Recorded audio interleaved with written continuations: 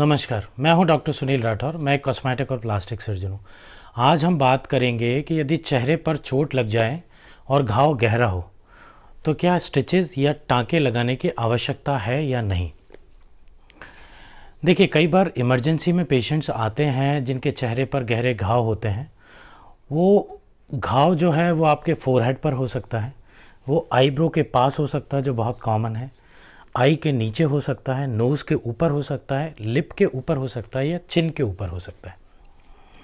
तो हमेशा हम इस कन्फ्यूज़न में रहते हैं कि हम स्टिचेस जो है वो लगवाएं या नहीं लगवाएं। तो कन्फ्यूज़न होने के दो कारण होते हैं। नंबर एक तो डर लगता है, दूसरा एक मिथ हमारे दिमाग में बैठा हुआ है कि जो स्टिचेस हम लगाएंगे उसके मार्क आएंगे। बट यदि मेरी बात माने तो उसका जो बेस्ट ऑप्शन है वो ये है कि आप स्टिचेस लगवाएं यदि घाव गहरा है तो। उसके एडवांटेजेस क्या क्या हो सकते हैं। एक तो यदि आप स्टिचेस लगवाते हैं तो घाव प्रॉपर तरीके से बंद हो जाएगा, जिसके कारण उसका हीलिंग टाइम है वो रिड्यूस हो जाएगा, इन्फेक्शन के जो रिस्क है वो कम हो जाएगी। और तीसरा और सबसे इम्पॉर्टेंट जो है वो है स्कार आने की जो पॉसिबिलिटी है वो रिड्यूस हो जाएगी। अब स्कार बेसिकली क्यों आता है कि सपोज़ कीजिए कि चेहरे पर एक घाव हो गया और स्किन दो पार्ट्स में स्प्लिट हो गई है, तो स्किन की जो मार्जिन्स हैं वो जितनी दूर रहेंगी, यदि आप स्टिचेस उनको नहीं लगवाएंगे तो उतनी ही दूरी पे वो हील होंगी। तो बीच वाला जो गैप रहेगा वही गैप जो है उस स्कार को क्रिएट करेगा।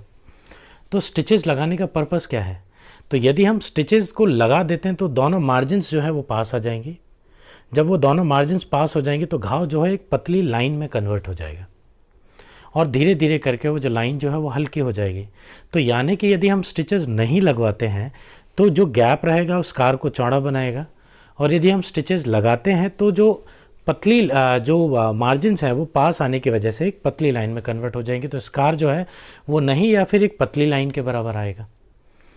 तो ओवरऑल कहने का मेरा मतलब ये है कि जब भी चेहरे पर कोई गहरा घाव है तो आप स्टिचेस या टाँके लगवाने को प्रेफर करें।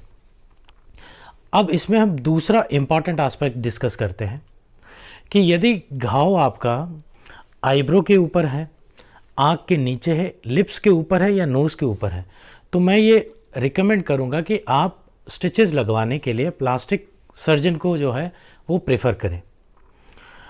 यदि आपको लगता है कि आप इंटीरियर में हैं, आपको एक बड़े शहर में या प्लास्टिक सर्जन को अप्रोच करने में टाइम लग सकता है, तो इस चीज़ से कोई अंतर नहीं पड़ता कि वो घाव 2-3 दिन या 4 दिन जो है वो खुला हुआ है।